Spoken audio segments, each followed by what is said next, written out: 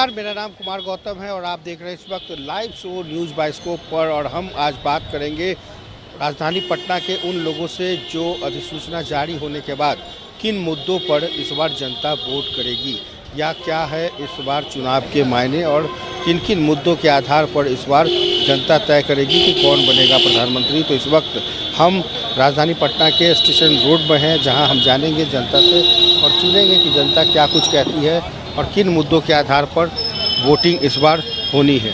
क्या लगता है इस बार लोकसभा का चुनाव किन मुद्दों पर होना चाहिए?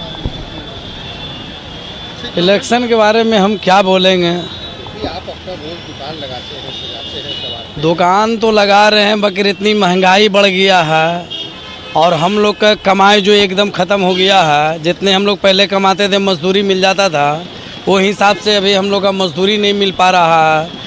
और जितनी भी दुकानें हैं सबका हाल बुरा चल रहा है एकदम। अब ये कैसे मतलब चलेगा, ये तो भारत सरकार मतलब करेगा इसका निर्णय। इस बार महंगाई मुद्दा होगा। बहुत ज़्यादा महंगाई हो गया। अगर 300 रुपया इंसान कमा पावेगा तो उसका घर बढ़िया से चल नहीं पावेगा। 5 गो अगर परिवार रहेगा, बच्चे को पढ़ाएगा कि लिखाएगा कि अपने खाना खाएगा। हम लोग तो 6 बजे भोर से लेके 11 बजे रात लोग मेहनत करते हैं, फिर भी 200-400 रुपया हो पाता है, बहुत मुश्किल से। बहुत मेहनत करते हैं।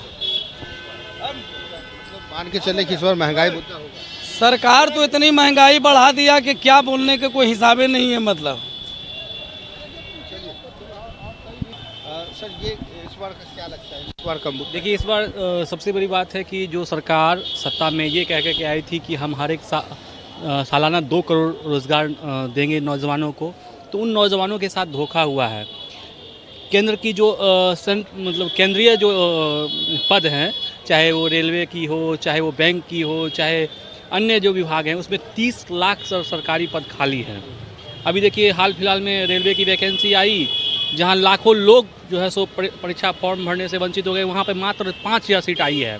तो मुझे लगता है कि बेरोज़गारी और शिक्षा, स्वास्थ्य, इन सब चीज़ों को लेकर के ये लोकसभा चुनाव होने वाला है। और अगर विपक्षी पार्टियां इन सब चीज़ जो जनता की बुनियादी चीज़ें हैं, जो जनता की बुनियादी समस्या हैं, उस पर बात करेगी तो कहीं ना कहीं ये विपक्षी पार्टियां सत्ता में आ सकती है। अगर धर्म के नाम पे राजनीति करेगी तो मुझे नहीं लगता है कि जनता जो है सो इनके पाले में पड़ने वाली है। क्या लगता है इस बार मुद्दा राम मंदिर हो सकता है, इस बार मुद्दा 370 भी हो सकता है? देखिए, राम मंदिर और 370 का मुद्दा आम जनता के लिए नहीं है। आम जनता के लिए मुद्दा है महंगाई, बेरोज़गारी। जिस तरह से देख रहे हैं कि लगातार महंगाई बढ़ रही है, बेरोज़गारी बढ़ रही है, लोगों के पास जो है सो पैसे नहीं है, महंगाई बढ़ रही है और आमदनी घट रही है। तो मुझे लगता है कि महंगाई, बेरोज़गारी, यही सब जो है सो बुनियादी मुद्दे रहेंगे लोगों के पास। और फंडामेंटल अगर राइट की बात करें कि इंसान को जीने के लिए जो सड़क, बिजली, पानी, ये सारी चीज़ें, जी, ये सब चीज़ें रहेंगी। क्योंकि मान लीजिए बिजली, आप देख रहे हैं कि बिहार में किस तरह से बिजली महंगी हो गई है। लोग जो है सो आप प्रीपेड मीटर लगाने से इनकार कर रहे हैं। मतलब प्रीपेड मीटर के नाम पे लोगों को लूटा जा रहा है। तो मुझे लगता है कि ये सब मुद्दा जरूर बिहार का जो मुद्दा है, खास करके आप देखिए कि हाल फिलहाल में कल परसों पेपर लीक हो गया। BSSC का जो पेपर हुआ, शिक्षकों का जो वो पेपर लीक हो गया। तो मुझे लगता है कि ये जो समस्या है बेरोज़गारी का, नौजवान, खास करके जो नौजवान हैं, जो अभी विश्वविद्यालयों में पढ़ रहे हैं, कहीं स्कूलों में पढ़ रहे हैं, उनके लिए तो ये मुद्दा रहेगा। तो अच्छा, ये जो 7 फेज में जो चुनाव हो रहे हैं, तो लगता है आपको कि ये अच्छा हुआ या फिर अच्छा ठीक है? देखिए, इसके बारे में मुझे ज़्यादा जानकारी नहीं है, लेकिन मुझे लगता है कि ये बहुत लंबा खींचा जा रहा है।